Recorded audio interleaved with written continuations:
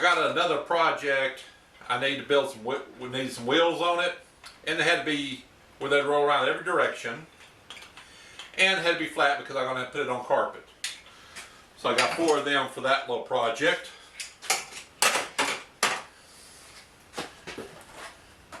I noticed this little corner clamp system with a strap. I don't know how good it's going to work, but hey, you always want to try something new, and I'll give you a better update on this stuff individually later.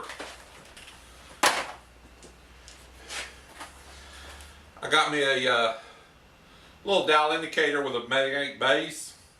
I can't use it on here. It won't. The magnets don't stick on my table here, but I do have a few other machines that I need to make fine adjustments.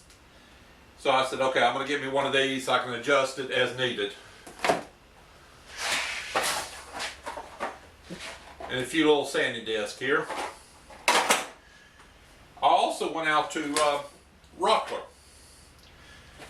I do have my own lathe over here. I make pins. I do some epoxy pours, and I always have a little bit left over sometimes. This way here I can pour them into this pin maker, my leftover, and use it for making pins later. But I'll talk about it individually later. This here's a little safety kit. It works with table saws and a lot of other things. They have T-tracks.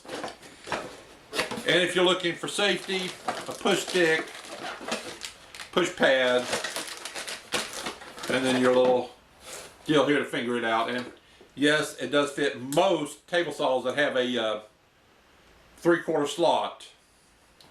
And since my table saw here will not take a magnetic base, I said I need something to help hold it.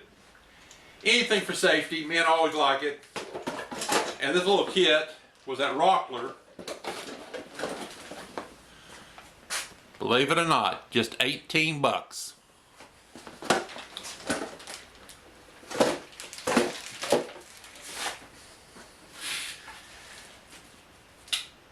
I always like cheese, so I said I'm going to build me a little cheese slicer. The one thing I did say about in the instructions you need to look at, you need to be able to drill a 4-inch deep hole. So make sure you get a long enough drill bit to handle this case. And yes, we always got to have our glue. Can't do nothing without glue. My bandsaw over here has always been a hard deal to move, no wheels. So I got a universal base for it. It's about 270, this holds up to 400. So I don't think that's going to be a big issue.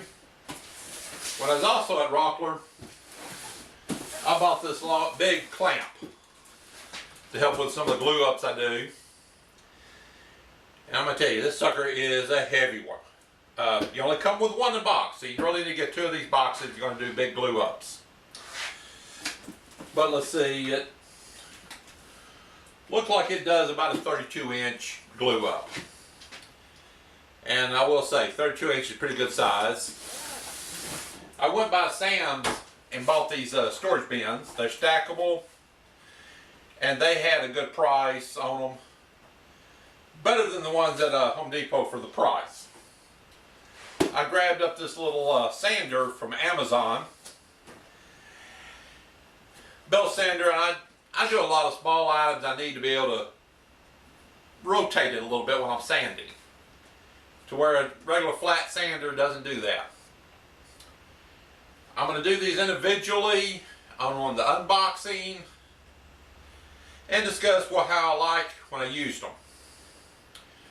I will also be doing a lot more of my regular tools. I think I need to go back and do tool interviews, because these tools, some of them I've liked, some I don't like, or maybe I like it but there's a problem with it.